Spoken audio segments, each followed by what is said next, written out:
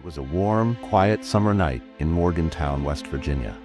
16-year-old Skylar Neese, a bright, ambitious girl with dreams of becoming a criminal lawyer, carefully opened her bedroom window, stepping out into the stillness of her suburban neighborhood.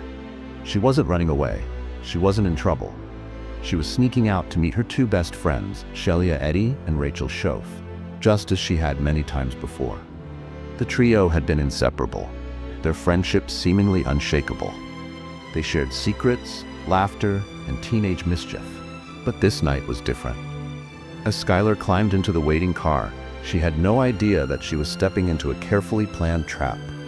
Her best friends were not there to take her on a late-night adventure. They were there to kill her.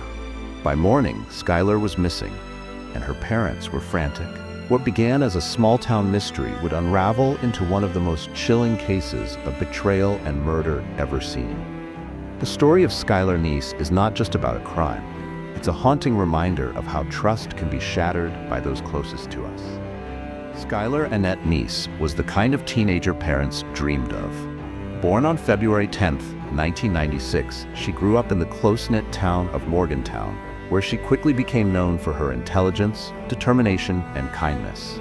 An honors student with a natural charm, Skylar excelled academically and socially.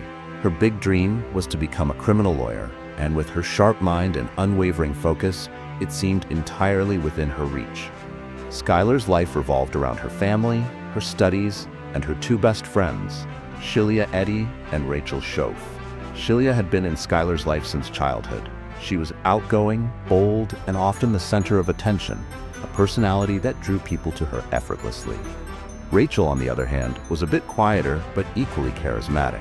She joined the group later but fit in seamlessly, becoming an integral part of their trio.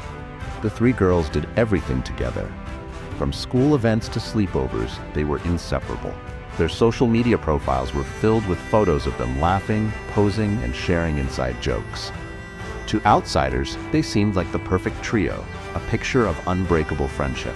But behind the smiles, tensions were brewing. Skylar began to notice subtle changes, moments where she felt left out, excluded from conversations and plans. What Skylar didn't know was that these small cracks in their friendship were the foundation for a horrific betrayal. July 6, 2012, started like any other day for Skylar. She worked a shift at Wendy's, her part-time job, and then came home to spend the evening with her parents, Dave and Mary Neese. That night, after saying goodnight to her parents, Skylar received a text from Shelia Eddy. Shelia and Rachel wanted to go for a late-night drive, a common pastime for the trio. Skylar hesitated. Sneaking out wasn't something she did often, but the promise of fun with her friends was too tempting to resist. At around 12:30 a.m., Skylar quietly opened her bedroom window and slipped out into the warm summer night. Surveillance footage from the apartment complex showed her getting into Shelia's car, which was waiting just outside. The girls laughed and chatted as they drove out of town, heading to a secluded spot in the woods, a place Shelia and Rachel had scouted days before. What Skylar didn't know was that her friends had brought knives, cleaning supplies, and towels, planning to end her life that night. When they reached the woods, Shelia and Rachel told Skylar they needed a moment to smoke and relax. It was a ruse to get her out of the car. As Skylar turned her back to them, they struck. Both girls pulled out knives and began stabbing Skylar in a coordinated attack. Skylar screamed, fought back, and begged for her life, but her pleas fell on deaf ears. The attack was brutal and relentless. Once Skylar stopped moving, Shelia and Rachel panicked. They tried to bury her body but couldn't dig deep enough in the rocky soil. Instead, they left her in the woods, covering her with branches and debris. With blood on their hands and a horrifying secret between them, they got back in the car and drove home, pretending as if nothing had happened. Morning came, and the Neese household immediately noticed something was wrong. Skylar's bed was untouched, and her phone was not in its usual spot. Dave and Mary Neese initially thought she had left early for work, but when they called her job, their fears deepened. Skylar hadn't shown up. Concern turned into panic as hours ticked by without any sign of her. By evening, they filed a missing persons report with the Star City Police Department. At first, law enforcement believed Skylar was a runaway. Since she had willingly left her home, there were no immediate signs of foul play. Skylar's parents, however, vehemently disagreed. They knew their daughter would never leave without her phone, which was her lifeline to the outside world. They pleaded with the police to investigate further, convinced that something terrible had happened. Sheila Eddy, one of Skylar's best friends, was the first to reach out to offer support. She claimed she, Rachel Shoaf, and Skylar had gone for a drive late that night, but had dropped Skylar off near her apartment complex around midnight. This story matched the surveillance footage, which showed Skylar getting into a car outside her home. However, Mary Neese couldn't shake the feeling that Sheila's behavior seemed strangely casual for someone whose best friend was missing. Days turned into weeks, and the Neese family worked tirelessly to find their daughter. They organized search parties, distributed missing person flyers, and contacted local news outlets to spread awareness. The entire community rallied behind them, but despite their efforts, there was no sign of Skylar. The surveillance footage and Sheila's account were all the authorities had to go on. With no solid leads, Skylar's case remained frustratingly stagnant, leaving her family in a state of agonizing limbo. As weeks passed, the police began to focus on Skylar's friends, Sheila Eddy and Rachel Shoaf. Their initial accounts of the night were consistent, but something about their behavior raised red flags. Sheila, who had initially been supportive, began posting cryptic messages on social media, such as, "We really did go on 3, a reference no one understood at the time. Meanwhile, Rachel started to withdraw, avoiding Skylar's parents and acting increasingly anxious. The breakthrough came months later when Rachel Shoaf, unable to cope with the guilt, had a breakdown. On January 3, 2013, Rachel confessed to her mother that she and Sheila had murdered Skylar. Her confession sent shockwaves through the small town. Rachel told police that the murder had been planned for weeks. The motive? "We didn't like her anymore," Rachel admitted, an explanation that seemed both chillingly simple and utterly incomprehensible. Rachel led the authorities to the wooded area where she and Sheila had left Skylar's body. Although the site had been disturbed by weather and animals, investigators found remains that were later confirmed through DNA testing to be Skylar's. The discovery shattered her family and the community, turning what had been a missing person case into a homicide investigation. Sheila Eddy, who had acted so calm and composed throughout the ordeal, continued to deny her involvement until overwhelming evidence, Rachel's confession, text messages, and other incriminating details, forced her hand. She was arrested shortly after. The full extent of the betrayal became clear as investigators pieced together Rachel's confession and the evidence. Sheila Eddy and Rachel Shoaf had meticulously planned the murder weeks in advance. They had chosen the remote wooded area near Brave, Pennsylvania, as the crime scene, ensuring it was far from prying eyes. On the night of July 6, 2012, the two girls had prepared everything: a set of knives, cleaning supplies, and towels to carry out their horrific plan. The motive Rachel provided sent shockwaves through everyone who heard it.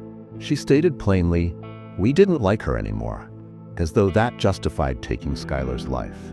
There were no arguments, no revenge plots, just a chilling lack of empathy. The duo had decided that murder was the easiest way to end their friendship with Skylar. Text messages retrieved from Sheila and Rachel's phones revealed the extent of their plotting. The girls had discussed luring Skylar out of her house, promising a fun night of sneaking out, which they had done many times before. But that night, as Skylar turned her back to them in the woods, they pounced. Rachel confessed they had counted to 3 before plunging their knives into their unsuspecting friend. Skylar fought desperately, even managing to grab Rachel's knife at one point, but her struggle was no match for their coordinated attack. Rachel's confession and the discovery of Skylar's remains left her family devastated. For months, Dave and Mary Neese had clung to the hope that their daughter would come home. Now they had to confront the unbearable truth. Not only that Skylar was gone, but that her death was at the hands of the very people she trusted most.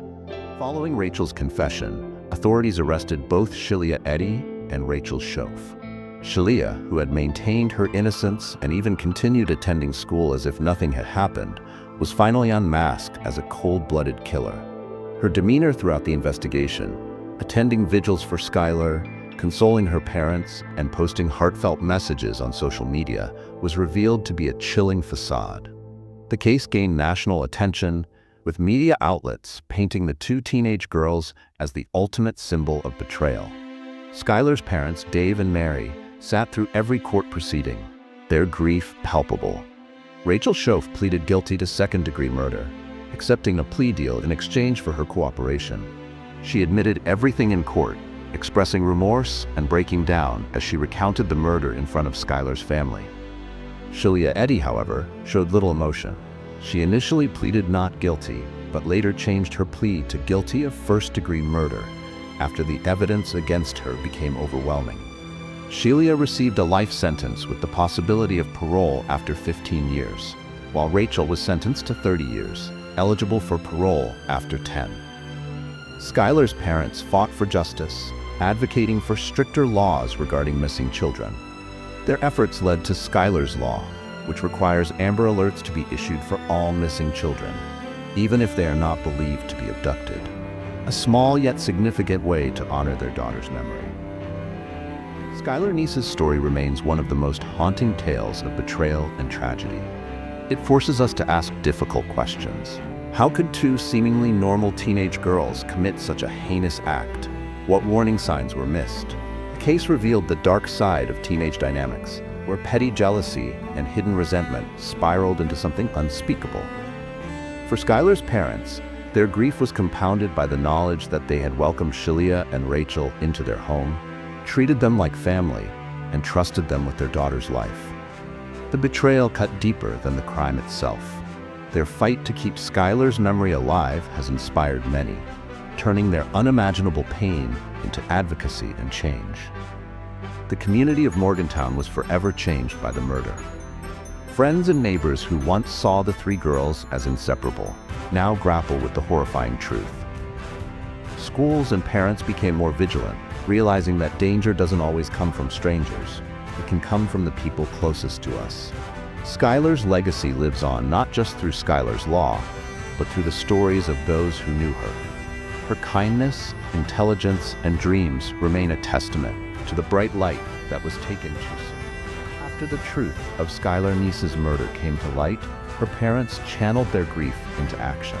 They wanted to ensure no other family would experience the same delay in the search for their missing child. The Neeses advocated tirelessly for changes to the Amber Alert system in West Virginia, which at the time was only issued if authorities believed a child had been abducted. Skylar's Law was passed in 2013 and expanded the criteria for issuing an Amber Alert. Now, alerts would be issued for any missing child considered to be in danger, regardless of whether an abduction was suspected. This small but vital change meant that time, often the most critical factor in missing person cases, would no longer be lost due to bureaucratic red tape. The law stands as a testament to Skylar's memory and a commitment to protecting other children. It has also sparked conversations across the country, prompting other states to examine their missing child protocols. For the Neese family, it was a bittersweet victory. While they couldn't save their daughter, they found solace in knowing that her story could prevent future tragedies. In the years following Skylar's death, Dave and Mary Neese became advocates for missing children and victims of violence. Their heartbreak turned into a mission to educate others about the dangers lurking even within trusted circles. They have shared their story on national platforms, urging parents to pay attention to their children's relationships and remain vigilant for warning signs of toxic friendships. Despite their advocacy work, the pain of losing their only child remains a heavy burden. Mary Neese has spoken openly about the long-lasting effects of the tragedy, describing how daily life is filled with reminders of Skylar. Dave Neese, too, has shared how the loss of his daughter left a void that can never be filled. Yet, through their grief, they find strength in keeping Skylar's memory alive and ensuring her story is never forgotten. The Neeses are also vocal about the importance of mental health resources, particularly for young people. Rachel Shoaf's breakdown and eventual confession underscored the importance of addressing emotional and psychological struggles before they escalate into something darker. They believe that better education on mental health could prevent other tragedies like Skylar's.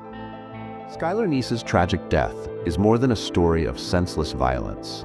It's a powerful cautionary tale about trust, jealousy, and the devastating consequences of hidden resentment. Her case has become a touchstone in true crime communities, sparking conversations about the complexity of teenage friendships and the need for open communication between parents and children.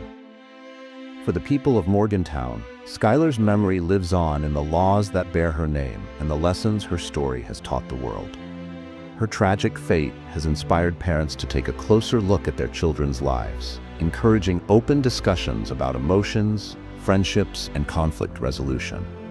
Skylar's story also emphasizes the importance of mental health awareness, reminding us that addressing feelings of anger, jealousy, or exclusion before they escalate is critical, especially for teenagers navigating complex social dynamics. The public continues to honor Skylar through vigils, social media tributes, and fundraisers. True crime enthusiasts and advocates alike have shared her story globally, ensuring it remains a sobering reminder of the fragility of life and the depths of human betrayal. As viewers reflect on Skylar's story, we are reminded of the importance of vigilance, compassion, and creating a society where such tragedies are less likely to occur. Skylar's name has become a symbol of justice, change, and the enduring love of a family that refused to let her story be forgotten. Skylar Neese's story resonates far beyond the borders of her small West Virginia town. It's a heartbreaking reminder that even those closest to us can harbor unimaginable darkness. Her life was stolen by two people she trusted most, but her legacy has inspired laws, conversations, and awareness that could save others. As we remember Skylar, let us ask ourselves, what can we do to prevent such tragedies in the future? How can we better understand the complexities of human relationships, especially among teenagers? If this story touched you, share your thoughts, theories, or even your own experiences in the comments. Let's keep Skylar's memory alive by continuing the conversation. Don't forget to like, share, and subscribe for more stories that remind us why every life